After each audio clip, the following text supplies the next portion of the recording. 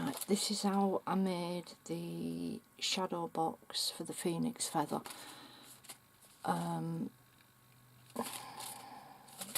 Chocolate, dispose of that bit any which way you can. 1 minute.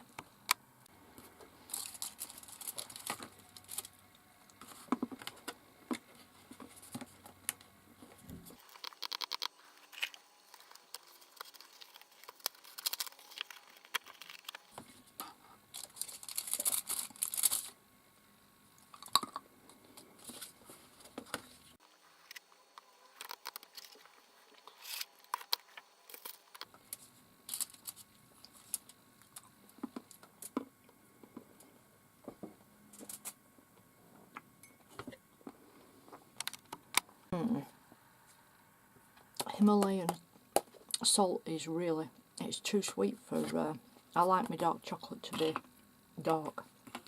I know it's dark, it's always going to be dark, but it's just a bit too sweet. Right, I'm just going to draw, I should have done this before.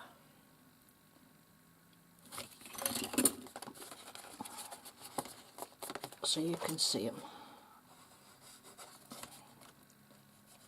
a little bit better, and so I can see them, because the glare, when you're filming under lights, the glare is terrible unless you sat directly over it, and if I was sat directly over it, all you'd see is top of my head. Right, you can see that a bit better. Okay, what I did with the other one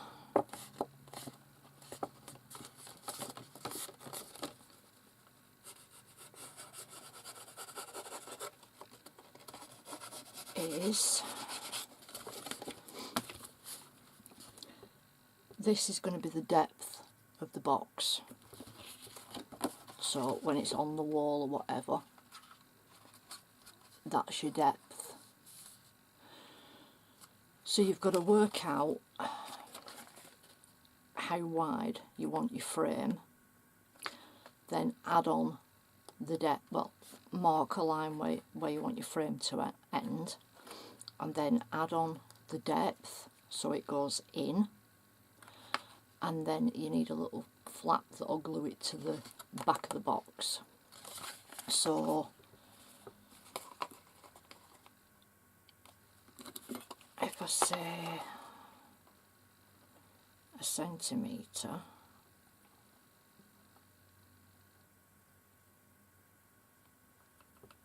that'd give me just under a centimetre, I'd say. I mean, you know, whatever box you've got, you want to do it how you want to do it. Right, I can't see unless I put my head right over the top, so I'll mark it and then show you. So the original sides of the box, then we've got the front. Sorry about the wiggly lines, my ruler, you shouldn't really use a plastic ruler for cutting with a sharp blade. It don't work right well and you end up with wiggly rulers. So that's the original side of the box, that's the front, the width of the frame. This is the in bit, which is the other side to the frame, and then you need a glue flap that's not wider than this. So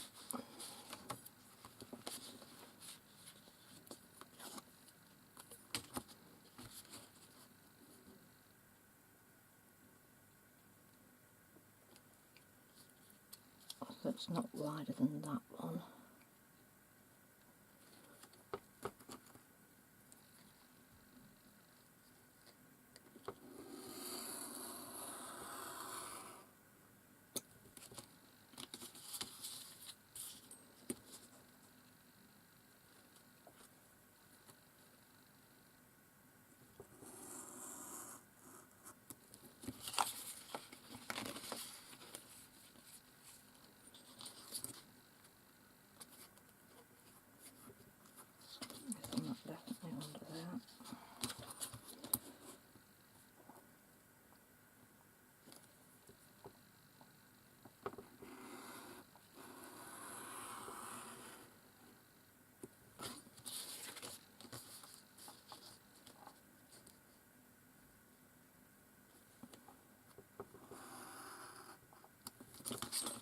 Okay, bookmark. Now, don't cut into this first one because that's your frame, but from that point to your glue line, this point to your glue line,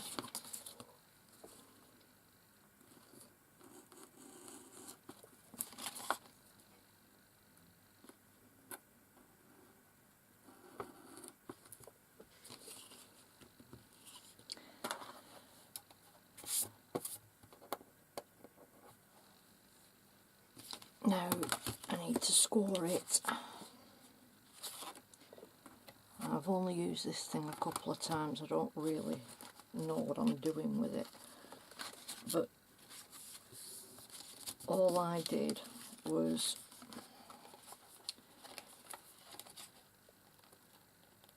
I cocked it up like that,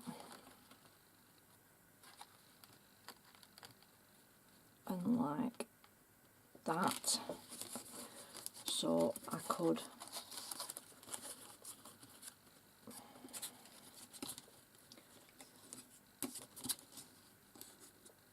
you can probably do it by measurement, but I'm not really that thorough of a person.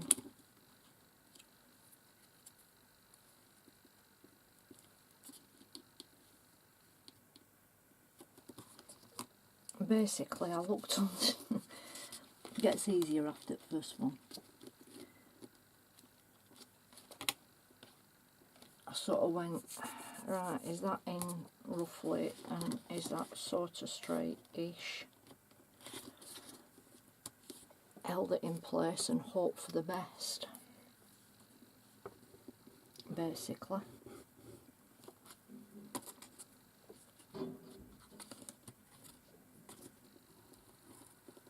Yep, I just moved it all over, sure. Nope, it's moved.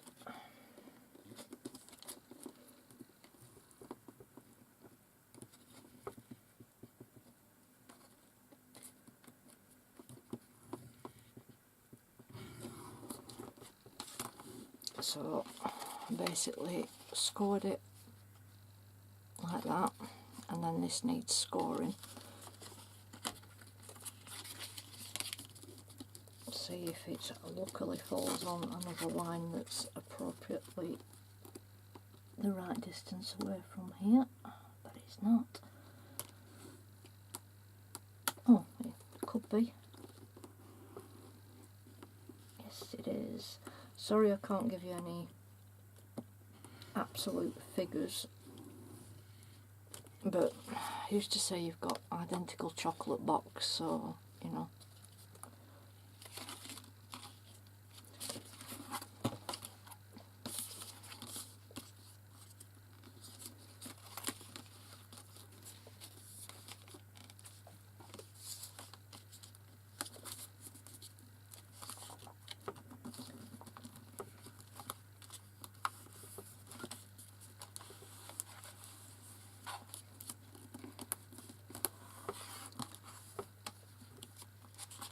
So fold it on that score line, fold it on the next score line, which is the glue line.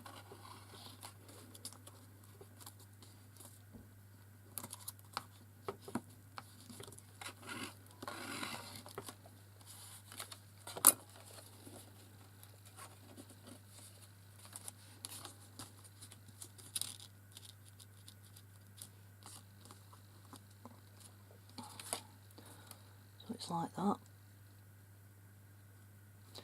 So when the back goes back in place, it's like so, like a tube. So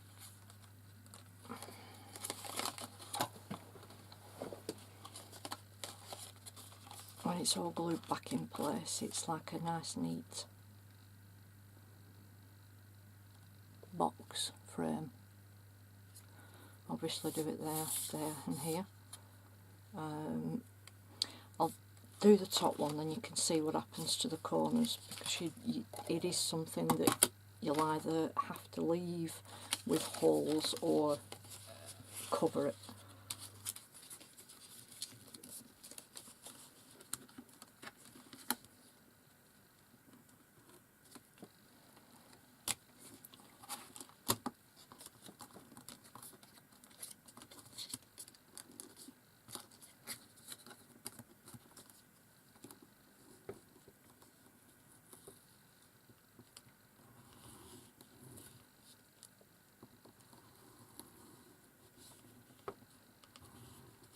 See, I can see on that one that that line does meet up there, because this is now out of the way. That's why I was peeking underneath, like peeking underneath to see where these lines fell.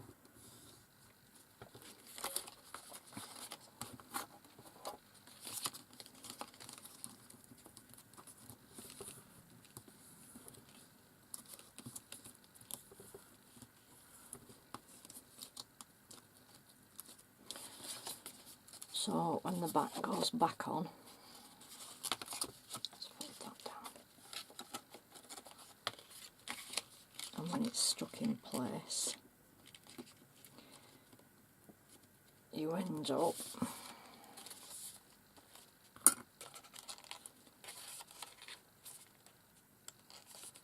with a little hole here in the corner. It's unavoidable. I know that that's not right neat, sorry, it's just a rush job, but when you cover it, as long as you don't push it up inside, you can't tell. You certainly can't tell on the other one. So there you go, that's how I did it. Hope it's useful. And I'm going to finish the rest of that chocolate. Bye.